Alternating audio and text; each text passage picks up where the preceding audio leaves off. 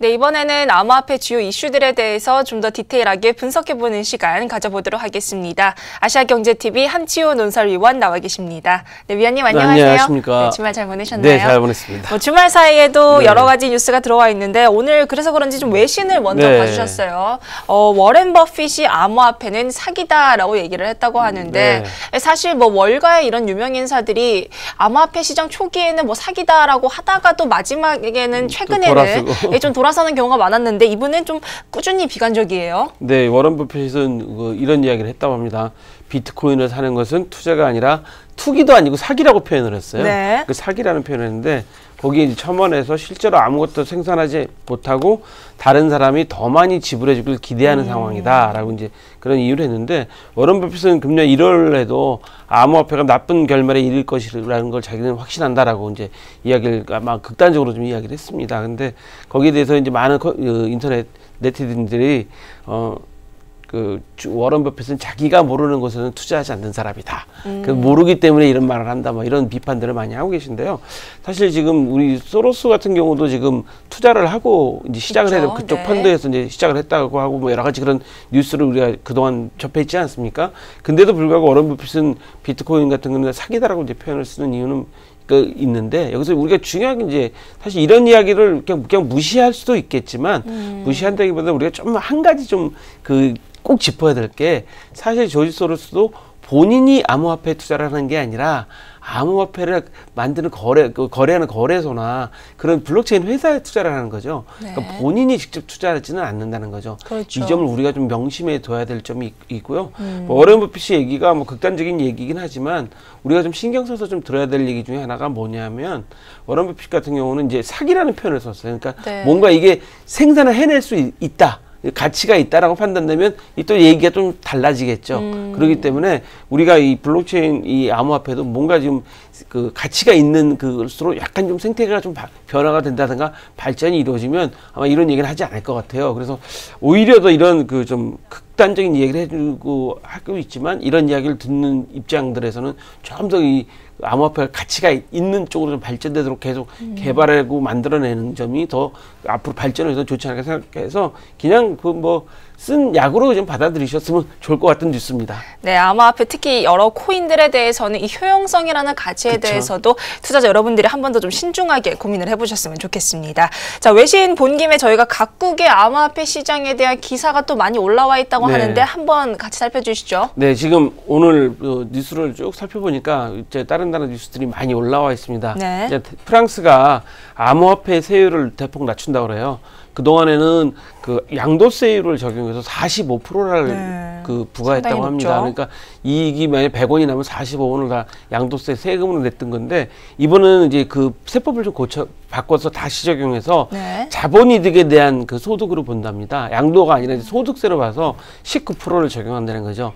이것은 왜냐하면 이제 프랑스의 투자자들이 실제로 프랑스 대법원에 재판을 현재 제기하고 막 이런 상태이기 때문에 그러니까 여기서 이제 뭐가 되냐면 암호화폐를 재산으로 볼 것이냐 자본 성격으로 자본 이득으로 볼 것이냐 이런 나오죠. 양도소득이라는 거는 뭔가 재산이 이동될 때마다 생기는 거잖아요. 그렇기 때문에 이것도 좀 의미가 좀 있는 상당히 의미가 있는 뉴스고 앞으로 우리가 암호화폐를 어떤 성격의 재산으로 볼 것이냐가 이제 결정되는 거기 때문에 상당히 중요한 뉴스 같고요. 칠레에서는 경제장관이 암호화폐 거래소와 시장에 대한 지원을 아끼지 않겠다라고 이야기했답니다. 칠레도 경제 부흥을 위해서는 결국 암호화폐 거래소와 시장에 대한 지원을 아끼지 않고 정부 차원에서 지원하겠다는 발표를 했고요. 또 한 가지 호주에서는 증권 당국에서 해외 ICO에도 국내법을 적용하겠다라는 방침을 예고했다고 합니다. 이거 무슨 얘기냐면 호주 기업이 해외에 나가서 ICO를 할 경우에도 국내 법에 따라서 적용을 하겠다라는 그런 의미하게 되는 건데요. 이게 무슨 얘기냐면 호주 정부에서는 우리나라도 마찬가지로 ICO가 금지돼 있잖아요. 그러다 보니까 이제 해외로 나가서 기업들이 많이 하다 보니까 그걸 또 이제 국내 사람들이 이제 호주 국내 사람들이 다시 사게 되니까 어차피 이거는 우회적으로 들어온 거기 때문에 그런 ICO 하는 국내 기업들, 그러니까 호주 기업들도 국내법을 적용해서 하겠다는 거죠. 그 나라 법을 적용하는 게 아니라 상대국 나라 법을 적용하지 않는 게 아니라 그렇기 때문에 이제 호주가 좀 더 강경하게 ICO에 대해서 이제 제한이라기보다는 좀 더 엄격하게 하겠다라는 거 의미를 좀 받아들이셔야 될 것 같고요.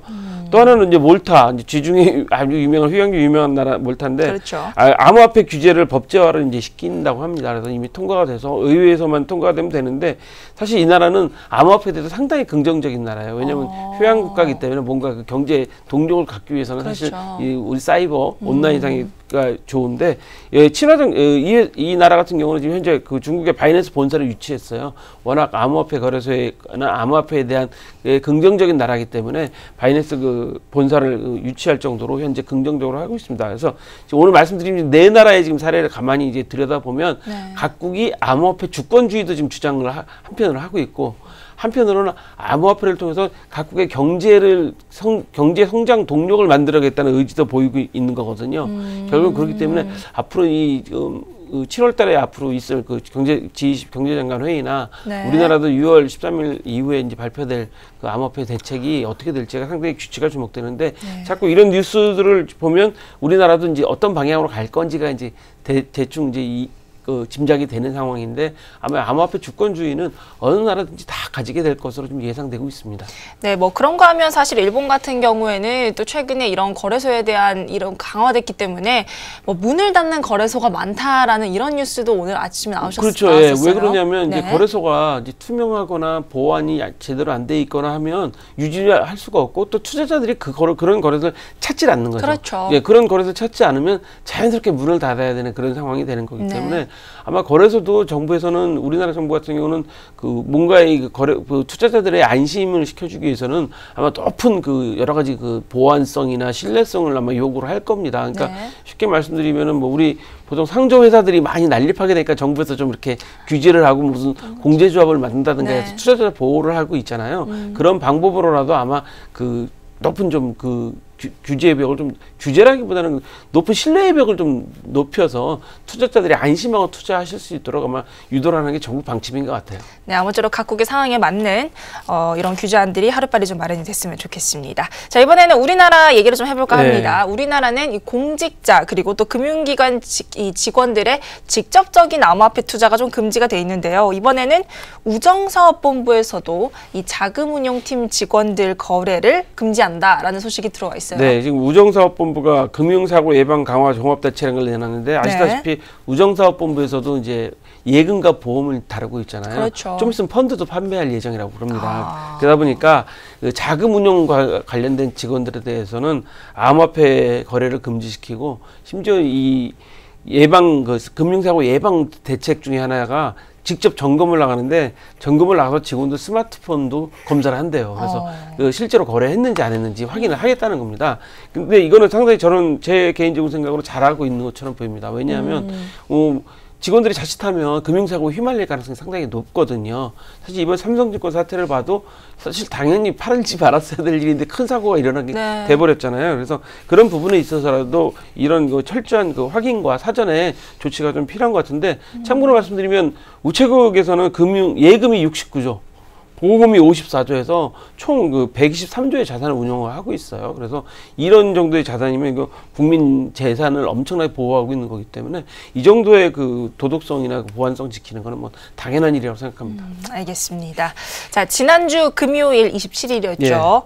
남북 정상회담이 마쳤습니다. 이 남북 정상회담의 이런 후속 의제로 또 여러 가지가 나오고 있는데 그 중에 하나가 이 사이버 보안을 올려야 한다라는 주장도 같이 나와 있어요. 뭐 남북 정상회담과 암호화폐 시장을 뭐 엮는 것도 좀 신기한데 어떻게 보시나요? 글쎄요. 그 중요한 거는 이 후속 의제가 여러 가지 지금 나오고 있는데 그 중에서 아마 사이버 보안 쪽에 종사하시는 분들은 사이버 보안에 대한 논의를 좀 후속 의제로 좀 올렸으면 좋겠다라고 말씀하셨다고 그래요. 그 왜 그러냐면 특정 기관이나 탈북자 그 현재 금융권, 암호화폐 거래소 등에 대해서 아직도 북한에서 사이버 공격, 해킹의 그 약간 우려가 있은 모양입니다. 그러다 보니까 이번 정상회담 직전 직후에는 뭐 큰 그 변화는 없다고 하는데 그렇더라도 지금까지 현재 북한이 보여줬던 것은 사이버 공격이 좀 많았었거든요. 그러다 보니까 어차피 사이버 공격도 그 물리적인 전쟁이 아니라 사이버상의 그것도 전쟁이기 때문에 그런 게 좀 필요해서 서로 간에 공격하지 않는 그런 게 좀 필요하다는 걸 아마 사이버 보안하시는 분들이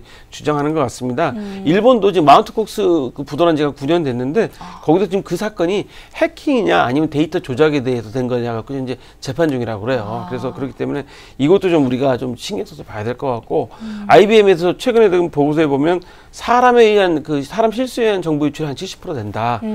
그다음에 암호화폐에 대한 공격이 점점 높아지고 있다고 지금 보고서를 냈어요. 그런 걸 보면 암호화폐 가격이 지금 요즘에 조금 상승하지 않습니까? 네. 상승하면 또 사이버 공격도 급증하게 돼 있거든요. 그렇죠. 그래서 아마 이 사이버 보안 업계에서는 이 점을 또 강력하게 주장하는 것 같습니다. 네, 지금까지 이렇게 국내외 이슈들에 대해서 오늘도 한치호 논설위원과 함께 얘기를 나눠봤습니다.